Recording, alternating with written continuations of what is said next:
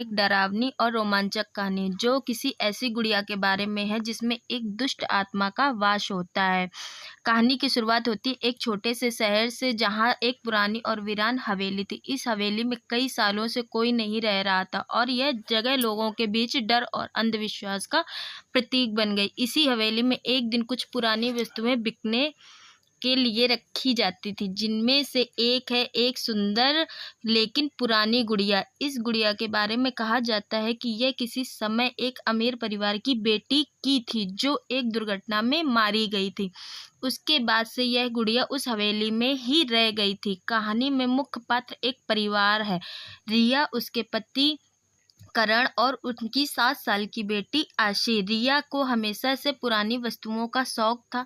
एक दिन वह उस हवेली के पास से गुजरती है और उस गुड़िया को देखकर उसकी सुंदरता पर मोहित हो जाती। उसने सोचा कि यह गुड़िया उसकी बेटी आशी को बहुत पसंद आएगी, इसलिए बिना किसी हिचकिचाहट के उसने गुड़िया खरीद ली और अपने घर ले आई।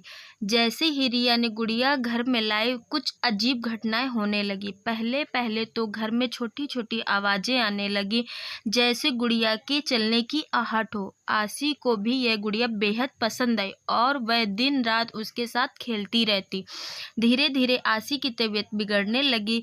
पहले उसे हल्का बुखार हुआ, फिर उसे नींद में अजीब अजीब सपने आने लगे जिसमें वह किसी अनजान जगह पर अकेली खड़ी होती और उसे कोई पुकारता।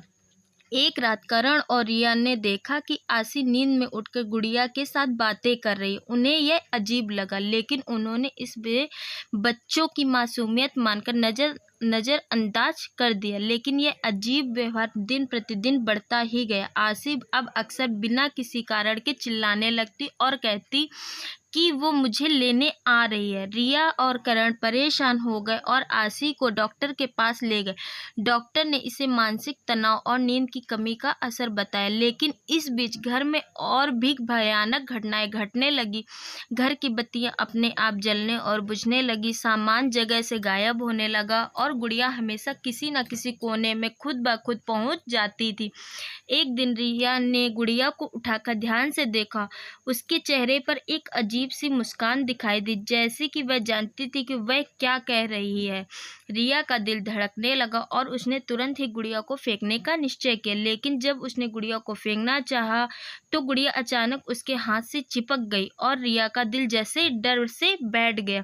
रिया ने यह एक तांत्रिक से मिलने का फैसला किया। तांत्रिक ने उसे बताया कि यह कोई साधारण गुड़िया नहीं है, बल्कि इसमें एक दुष्ट आत्मा बसी हुई है।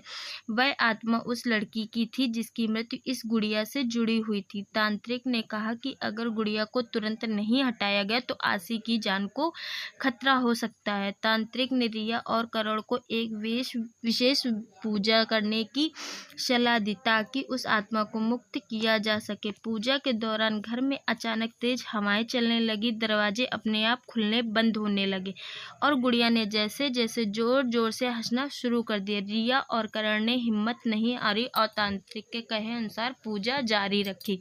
पूजा के अंत में गुड़िया अचानक एक जोरदार आवाज के साथ जमीन पर गिर गई और उसमें से एक धुआं सा निकला।